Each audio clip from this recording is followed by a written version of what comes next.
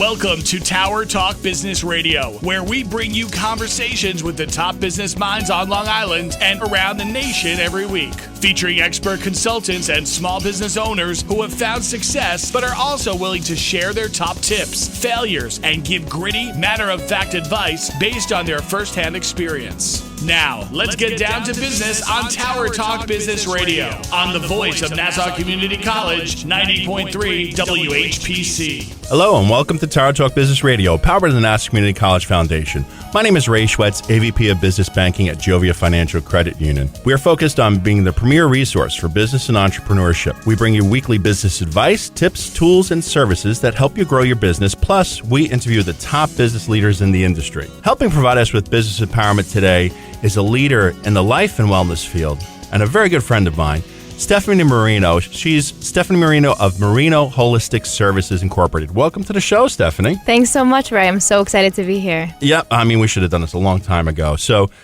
Stephanie and I go way back. Why don't you tell us a little bit about yourself? So my name is Stephanie Marino. Ray, thanks so much for that introduction. I am a health and life coach and also yoga and meditation teacher. And I've been doing this professionally for about 9 years now, which is wild to think about. Coming on 10 years. Yeah. And Ray, I met you when I was just a few years into my business. Yeah. I remember we were doing some networking together, and it was like I was like in the baby stages. So it's just so cool to see like how much has changed and how much, I've grown since then. So that is my my business high level in a nutshell. I'm sure we'll get into more specifics and details and things. Well, yeah, I mean, so it's health and wellness. It's a part of everybody's every day, but it's something I know for myself, I took it for granted for so many years. And it wasn't until, I was facing an ailment that I suddenly started to pay much more attention to certain things like my activities, my thought processes, what I'm putting into my body, all of that.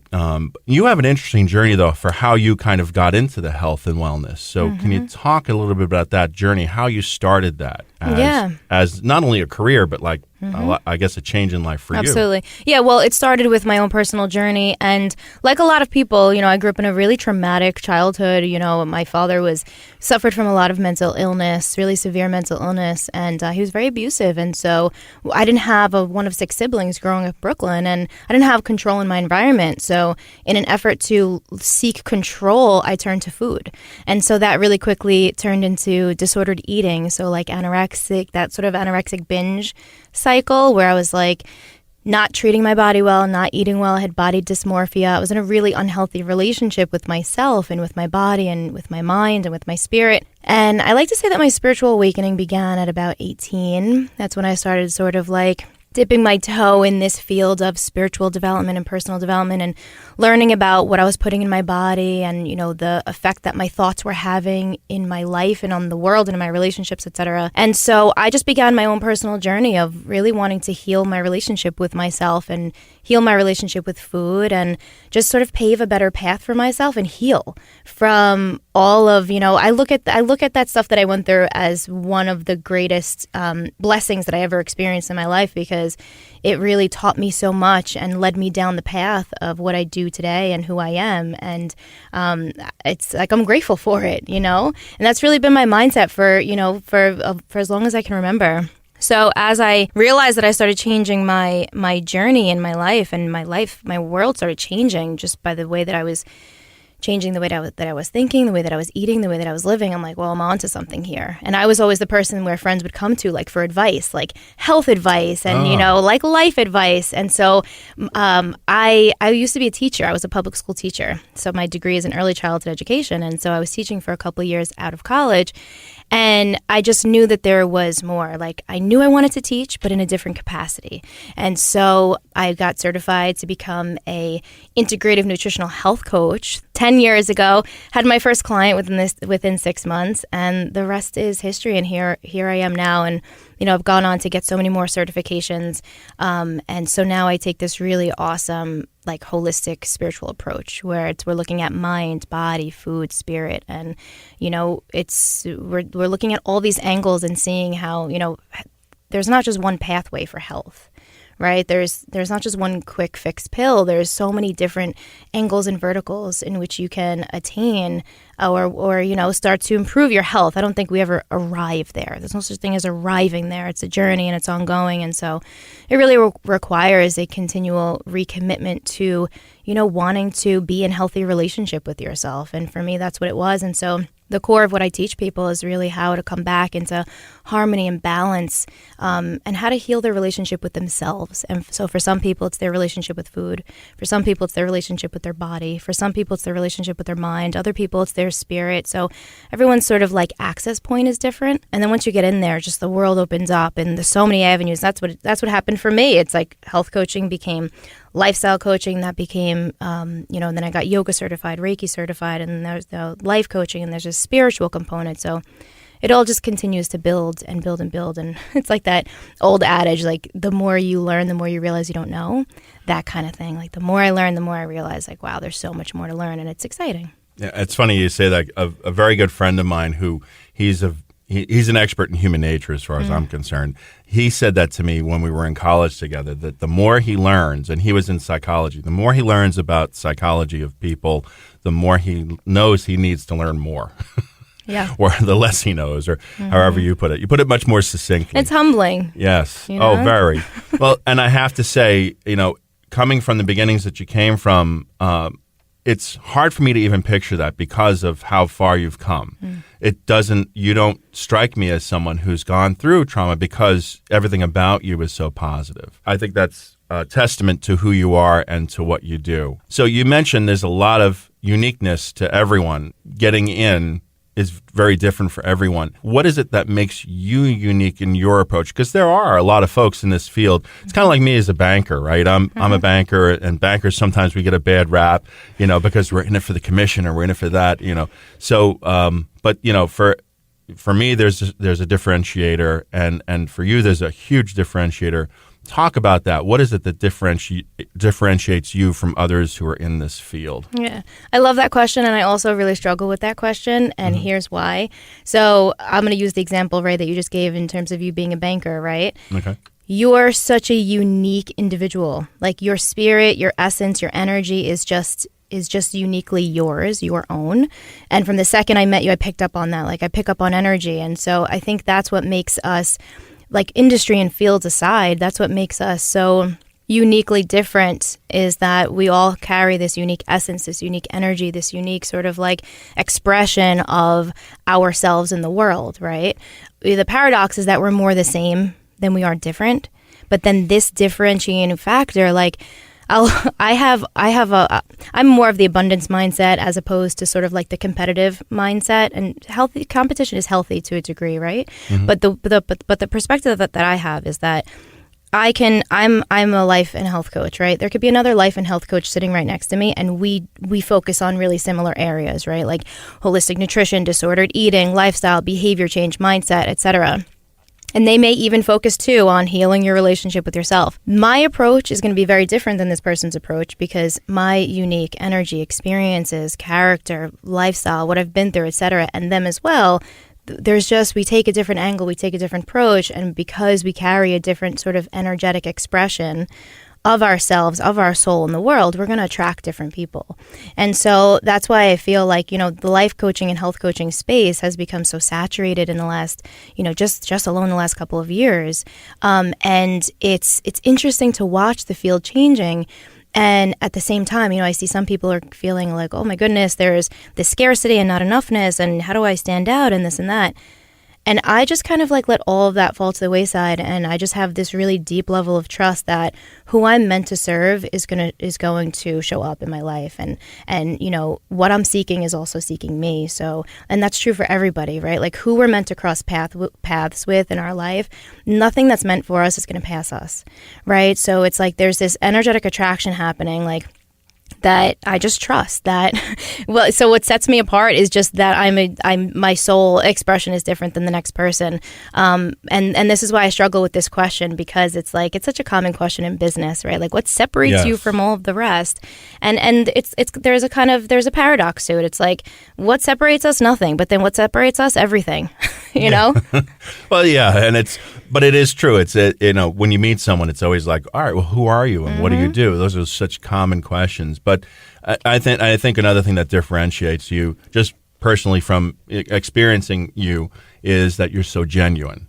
And it is interesting what you say that you do cross paths with people. I mean, we cross paths multiple occasions for no particular reason. It's just you wind up showing up in the same spot. And I think it's because, like you said, you're all attracted to a certain energy, certain good things, a lot of good things going on with you. So thanks, Ryan. Keep doing what you're doing.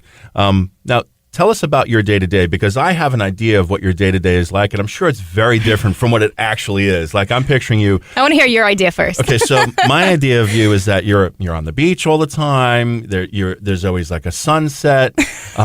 You're doing yoga. You're very relaxed. And, that always comes across every time I see you. I'm like, she's so relaxed, and I get relaxed when I'm around you because that's who you are. So I'm picturing you, always in that relaxed state. But there's no way everybody's always in that relaxed state. I don't sugarcoat stuff.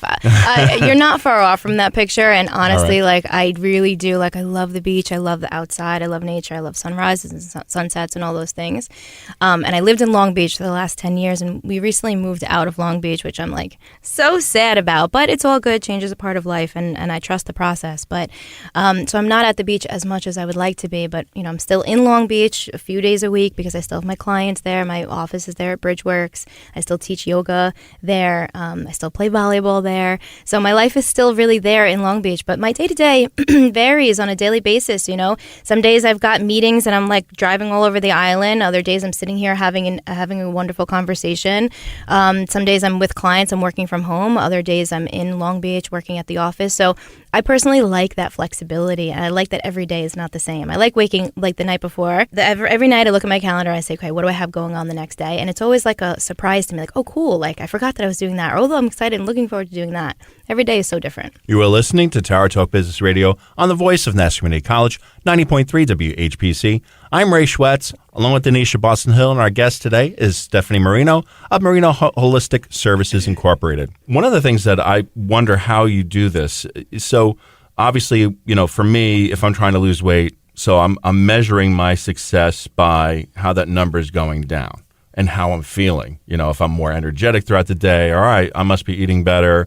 If I'm losing the weight and getting closer towards the goal weight that I want to get to, I feel like, all right, well, I'm measuring my success that way.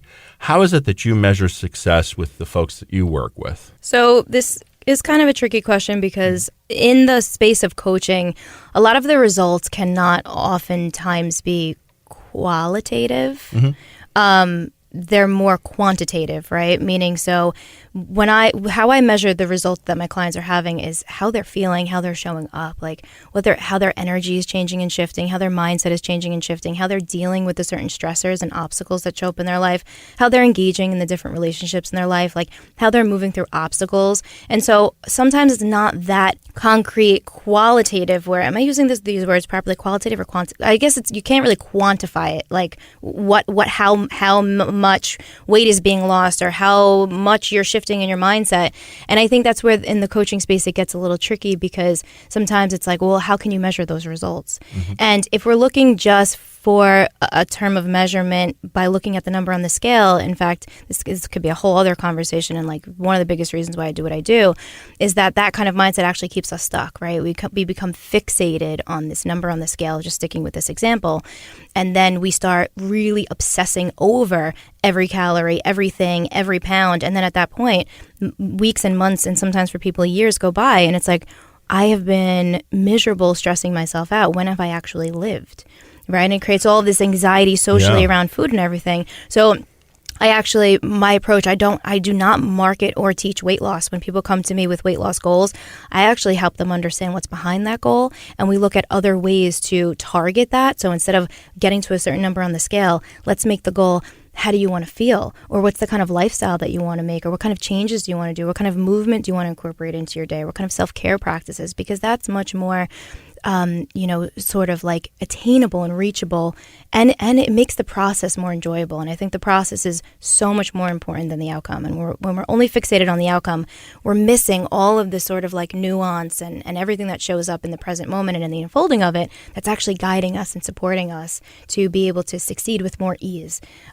So it's, again, like there's not a direct, like, I'm not really big on like what are the results. And I know a lot of coaches in the space are, and no judgment to them whatsoever, but I am not a coach who says, I promise you these results, because I think, in fact, that's actually very disempowering, because now I'm assuming responsibility for someone else's actions.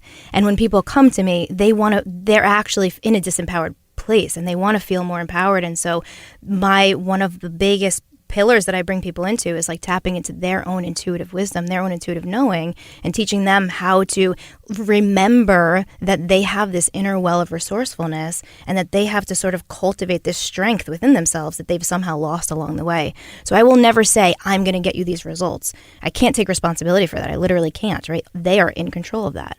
And the more that I hold that space for them to remember this sense of agency and power that they have that they once forgot, that is actually what allows them to move forward in an incredible way.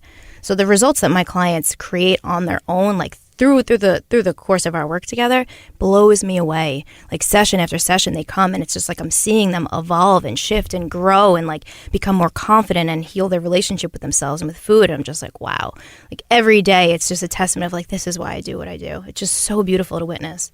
Yeah, so that's what you like most, I guess, is seeing the impact of exactly of your work with folks. Yeah, and I think that's a great approach, because at the end of the day, like you said, you want to empower the person you're working with to feel like they can affect change and they can be in control of their lives the way that you took control of your life. Exactly. And to give that to someone is a beautiful gift. I mean, that has to be a very challenging thing to get across to someone. How is it that you kind of talk to people about what you do and to get them to start working with you? I really go on, I use the terminology like, are we the right fit? So, for example, like when we first met, I remember like there was something magnetic about your energy. Like this, he is just a genuine human. Like you've got a great soul. And so I just, like attracts like. And so I feel myself sort of attracted to people who I like their energy and I want to sort of be around and support. And so when I'm in an exploratory process with a potential new client,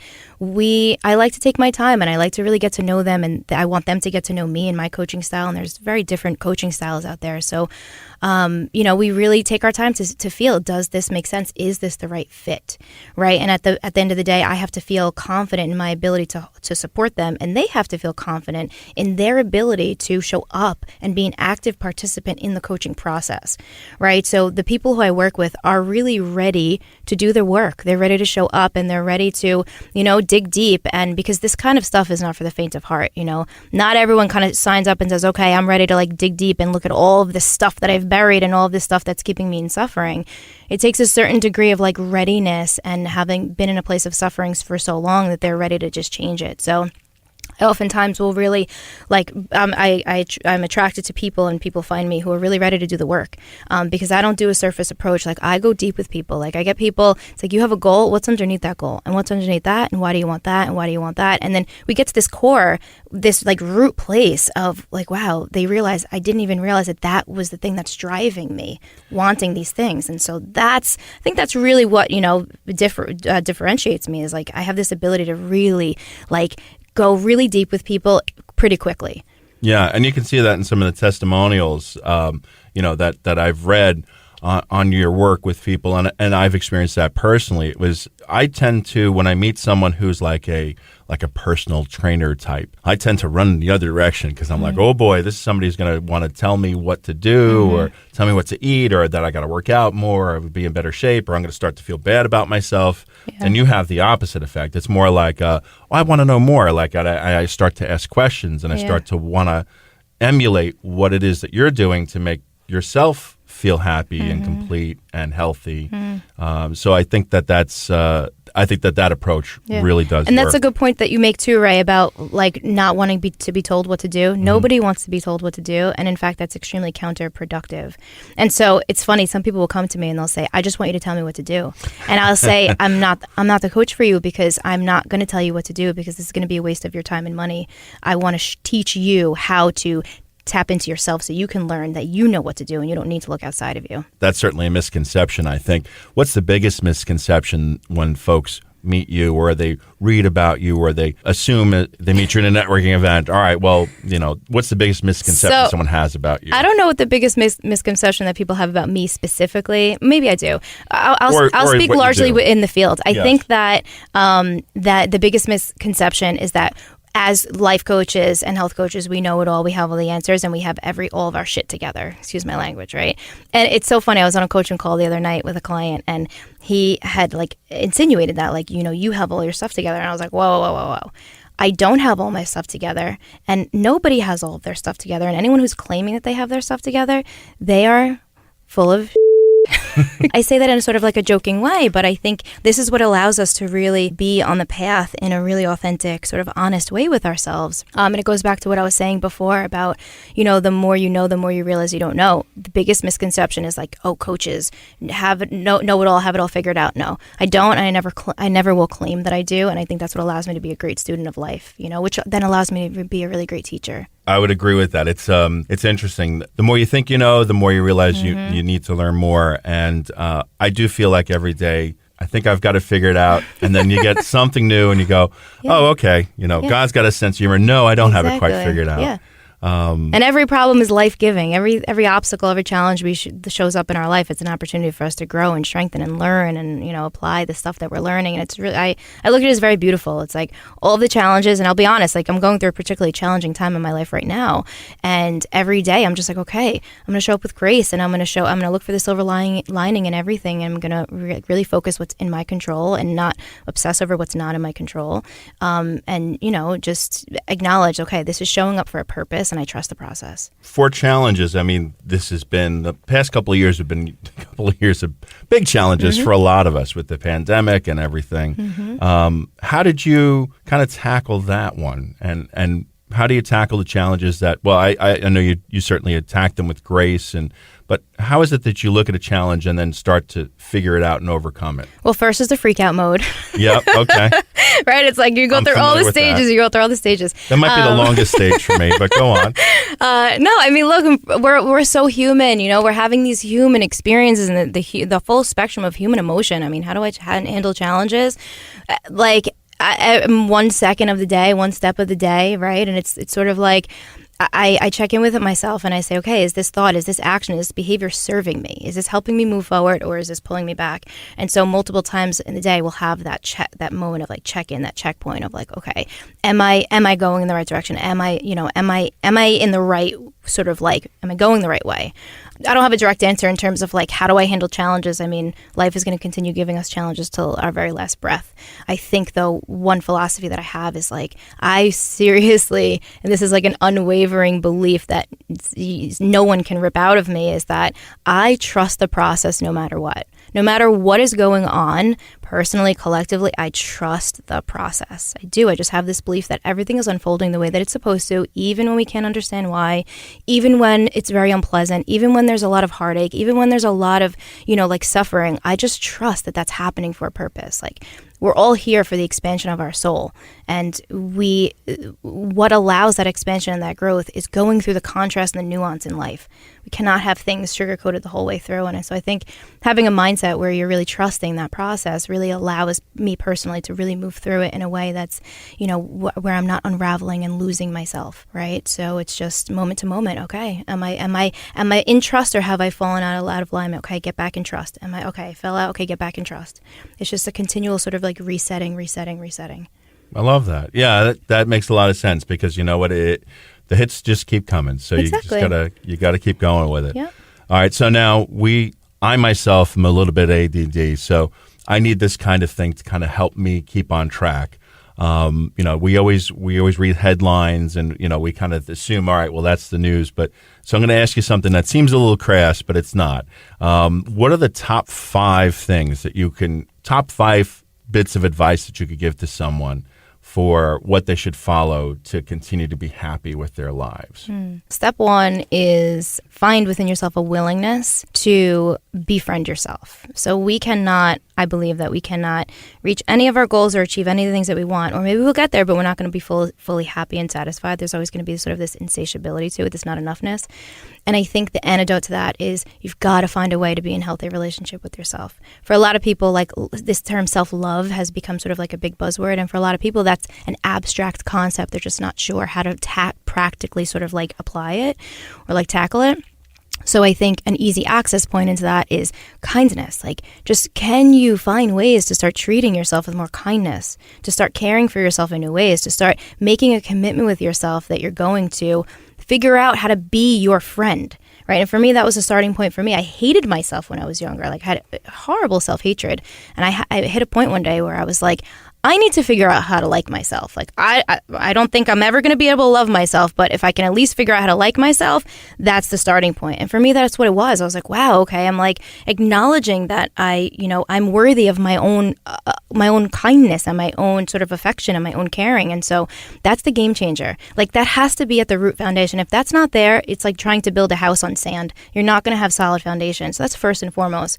And so from that point, then it's, I think there's other sort of, and again, it's different for everybody. There's no such thing as a prescriptive one-size-fits-all approach. What everyone needs is going to be different. But there's sort of some basic tenets that I like to live my life by, like making sure you're getting proper relaxation, making sure you're moving your body in a way that intuitively feels good, as opposed to like pressing and forcing yourself, like don't run if you don't want to run, if your body is not wanting running. So finding movement that feels good for your body and learning how to become aware of the landscape of your mind and the nature of your thoughts. So that's sort of caring for your body in a way that is going to work for you. Like, if I were to bottom line it, we've got to really have a willingness to do that. Otherwise, what's the point? Right? Yeah, I would agree. I think that's sage advice. So what's coming up for you next? What things do you have on the horizon? So I'm actually going through a bit of a exciting and challenging business pivot where I'm moving more into the online sort of digital space. So I'm working on creating some digital products, which I'm feeling really, really excited about. Showing up a bit more of a presence on some social media platforms like LinkedIn, TikTok. Oh my God, I cannot believe I got on TikTok. Thanks to my assistant. She's helping me set up all of that. But personally, I'm engaged right now. So my fiance and I are planning a wedding for next year. So it's really exciting. But from a business perspective, I feel like there's like really exciting things on the horizon, and I just feel it bubbling. And so, just sort of pivoting how I'm doing business and sort of like where I'm showing up in those spaces. So I don't know what's to come, but I'm just excited for it. Well, yeah, you got a lot going on, and we're excited to be part of the journey, and we look forward to where you're going next. And how can people find you? Give us your contact information. So as I just said, I'm showing up more on the social platform. So Instagram, you can find me at Stephanie Marino Coaching. LinkedIn, I'm at Stephanie Marino. Facebook, I'm at Stephanie Marino Coaching. TikTok, I'm pretty sure it's Stephanie Marino Coaching. I got to double check with my assistant what account she created. And I'm starting a YouTube channel now. So I think I covered all the bases of the socials. And of course, my website, StephanieMarinoCoaching.com. Excellent. So we'll look for you there. Thank you so much for being with us today. Thanks, Ray. And I want to leave you with DB's philosophy. The purpose of our lives is to be happy, the Dalai Lama. We want to thank you for being with us. My name is Ray Schwetz, along with Denisha Boston Hill, your co-host and producers. This is an NCC Foundation production. Visit nccradio.org for more information. We're available on Odyssey, TuneIn, iHeartRadio, and as a podcast in iTunes, Android Podcasts, and Speaker. This has been Tower Talk Business Radio on the voice of Nassau Community College, 90.3 WHPC.